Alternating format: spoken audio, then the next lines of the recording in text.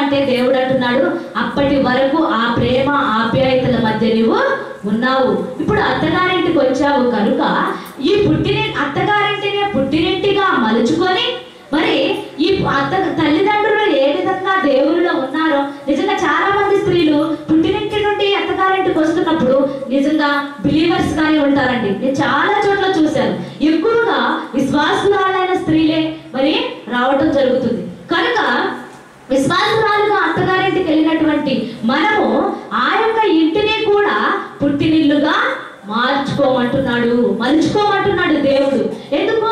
మరి మన తల్లిదండ్రులతో పాటు, మన బంధువులు, తోబుట్టువులతో పాటు మరి అత్తవారింటి వారు కూడా, మరి ఆడపడుచులు కానివ్వండి, మరుదులు కానివ్వండి, అత్తమామలు కానివ్వండి, వారెవరైనా సరే వీరితో పాటు వారు కూడా సమానంగా పరలోకానికి రావాలి.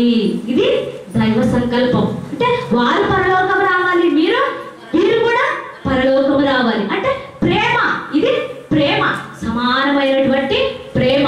వారితో ప్రేమ సమానంగా, వీరితో ప్రేమ సమానంగా ఉంటుంది. అందుకే మరి అందరూ కూడా మరి బిడ్డలు, భార్యలు, భర్తలు, అత్త మామలు, పిల్లలు అందరూ కూడా దైవ మందిరంలో దేవుని సన్నిధిలో గడిపి మరి ఈ యొక్క క్రిస్మస్ దినాన్ని మరి రాబోతుంది కనుక ఆ యొక్క క్రిస్మస్ పర్వదినాన్ని మనం అందరము కూడా మరి కుటుంబంతో కలిసి చేసుకోవాలి. మరి ఇదే విధంగా సహోదర ప్రేమ కలిగి, ఐక్యత కలిగి, ఆప్యాయత కలిగి, విశ్వాసములో బలపడుతూ మరి ఆ యొక్క పరలోకములో ఉన్నటువంటి క్రీస్తు ఏ విధంగా ఈ లోకానికి తన్ను తాను రిక్తులుగా చేసుకొని వచ్చి ఉన్నాడు, తగ్గించుకొని వచ్చాడు.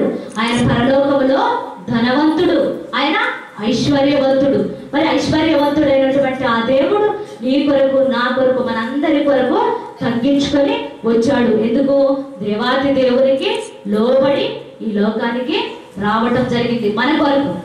కనుక మరి ఆయన చూపినటువంటి ప్రేమ, ఆయన తగ్గించుకున్నటువంటి విధానము, మరి ఆయన మనకి మాదిరికరముగా ప్రేమని పంచి వెళ్ళాడు. కనుక అదే ప్రేమని మనము కూడా మరి ఈ రోజున అనేకులకు అందివ్వాలి. మరి ఈ విధంగా మరి సహోదరులు, మరి మాస్టర్ గారు మరి నడిపిస్తున్నటువంటి, బలపరుస్తున్నటువంటి విధానంలో అందరూ కూడా ఇలానే ఇంత గొప్పగా బలపడుతూ ఇంకా మరి కుటుంబాన్ని అందరినీ కూడా దేవుని మందిరంలో మరి యొక్క క్రిస్మస్ దినములో అందరము కలిసి కూడా మరి గొప్పగా మరి క్రిస్మస్ ని జరుపుకోవాలని, మరి కుటుంబం అంతా కలిసి దేవునిలో ఆనందించాలని, సంతోషించాలని, అతిశయించువాడు ప్రభువునందే అతిశయించాలి. ఎల్లప్పుడూ కూడా ప్రభువునందు ఆనందించాలి. మనం అందరము కూడా మరి అందరము ఒక్కళ్ళు కాదు కుటుంబం అంతా కూడా దేవుని సన్నిధిలో ఆనందించాలి, సంతోషించాలి. ఆ యొక్క పరలోక రాజ్యానికి మనం అందరము కూడా వారసులుగా ఉండాలి. ప్రియమైన దేవుని బిడ్డలారా, మరి నిజంగా మరి దేవుడు ఇచ్చినటువంటి ఈ కృపకు, ఈ భాగ్యానికి మరి దేవాతి దేవునికి వందనములు చెల్లించుకుంటున్నాను.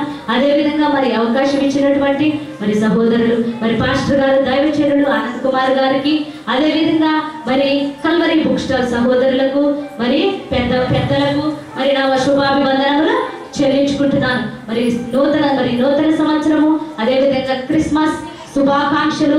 మరి యొక్క స్త్రీల సెమీ క్రిస్మస్ ఈ సమూహానికి అందరికీ కూడా పేరు పేరు వరుసన నా ధన్యవాదములు చెల్లించుకుంటున్నాను. ప్రార్థించుకుందాం.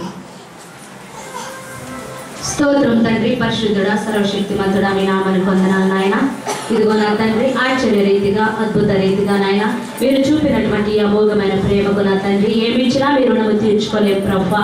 మా కొరకు ఈ లోకానికి వచ్చిన తండ్రి, ఇదిగో నాయన మీ బిడ్డలను ప్రేమించి అనేక అమూల్యమైన మాటలతో నాయన బిడ్డలను బలపరిచినందుకు వందనములు ప్రభువా. అయా చెప్పినటువంటి మాటలు నా తండ్రి నాయన, అయా నాయకావు నా తండ్రి నాయన, మీ మాటలుగా పరిశుద్ధాత్మ శక్తితో నా తండ్రి మాట్లాడిన మాటలు నా ప్రభువా బిడ్డలందరూ గ్రహించి విని ఉన్నారు ప్రభువా.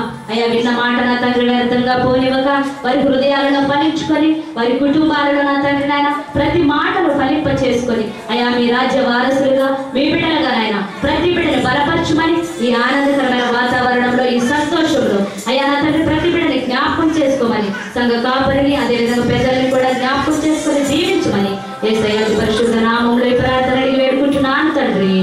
ఆమేన్.